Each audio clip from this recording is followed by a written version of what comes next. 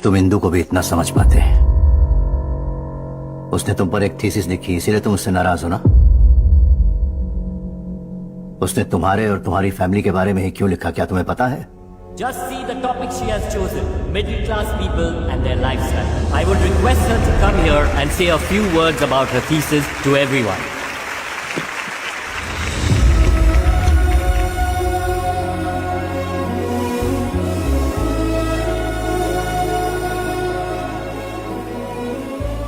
I apologize to take a few minutes from you all, as I want to share an incredible story with you all.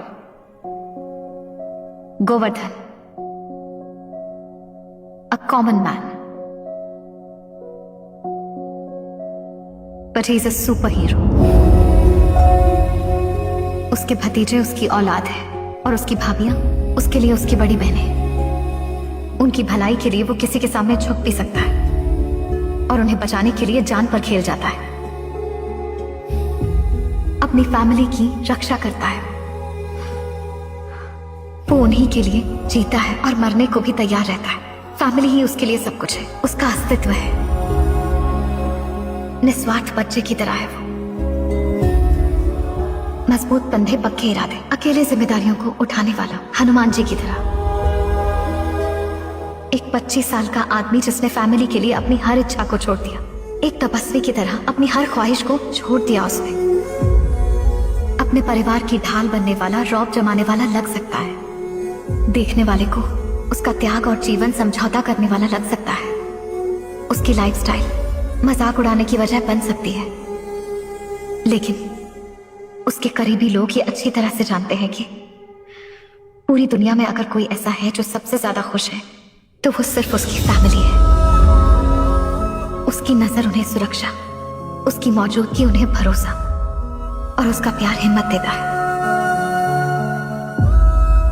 ऐसे परिवार की खुशनसीबी सिर्फ 4 दीवारी में कैद नहीं रहनी चाहिए, दुनिया तक पहुंचनी चाहिए। समय के अभाव और निजी स्वार्थ की वजह से आजकल के जमाने में फैमिलीज बिखरती जा रही है।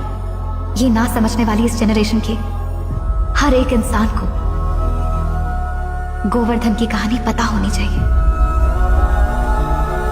उससे सीखना चाहिए, उसे फॉलो करना चाहिए।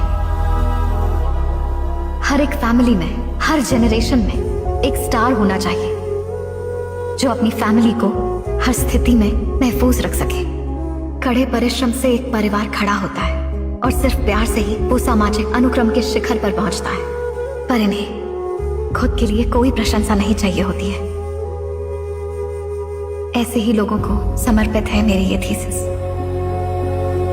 और इसलिए गोवर्धन पर लिखी इस थीसिस का मैंने नाम रखा है द मैन, जिस पर मुझे गर्व है।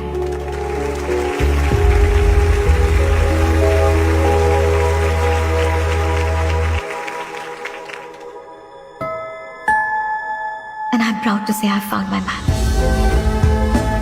अगर मुझसे किसी तरह की गलती हो गई हो तो आज सबके सामने मैं माफी मांगती हूँ।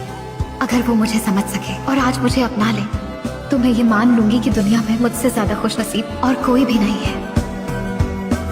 लेकिन मैं आखिरी सांस तक सच्चे मन से उसकी पूजा करूंगी।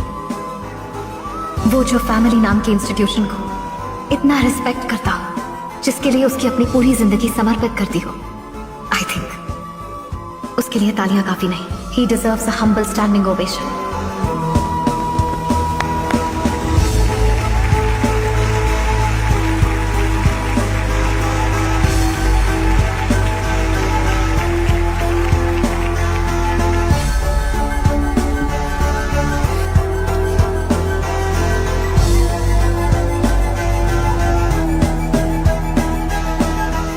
उसका फोन नहीं लगेगा,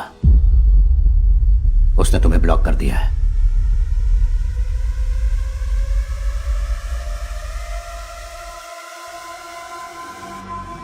नाइनटीन 1975 का वो दिन याद है जब राजनीति में कदम रखा। 13 बार सिटिंग एमएलए रहा, उसमें से 7 बार कैबिनेट मिनिस्टर था। इस साल आने वाले इलेक्शंस में अपने पोते को खड़ा करने वाला था। पार्टी के हाईकमान से बात करके एमएलए का टिकट भी कंफर्म किया। राजनीति में आने के बाद उसने कहा कि वो बिजी हो जाएगा, इसलिए इलेक्शन से पहले अपने दोस्तों के साथ यूएसए घूम कर आना चाहता है।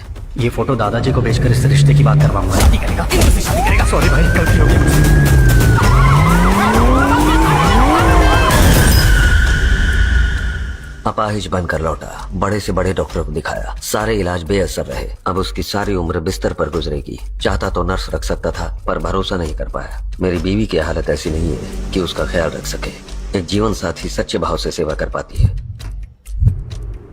सीएम को जब मैंने ये बात बताई तो उन्हें मेरा ये फैसला अच्छा लगा, और जब डीजीपी को मैंने बताया तो उन्होंने शादी की डेट पूछी सिक्योरिटी बढ़ाने के लिए। अगर तुम साथ दोगे तो बेटी की शादी हो जाएगी। मेरे पोते की पत्नी के साथ मेरे राजनीतिक ओहदे का वारिस भी बनेगी। अगर तुमसे कोई आनाकानी हुई तो तुम और तुम्हारा परिवार शांति से नहीं जी पाएगा, और ना ही अपने समर्थकों से बचा पाऊंगा। जब हीरो अपनी हीरोइन को बचाने जाता है तो चाकू या बंदूक लेकर जाता है। ये किताबें लेके जाने वाला तो पहला है। कितना बोलती हो तुम?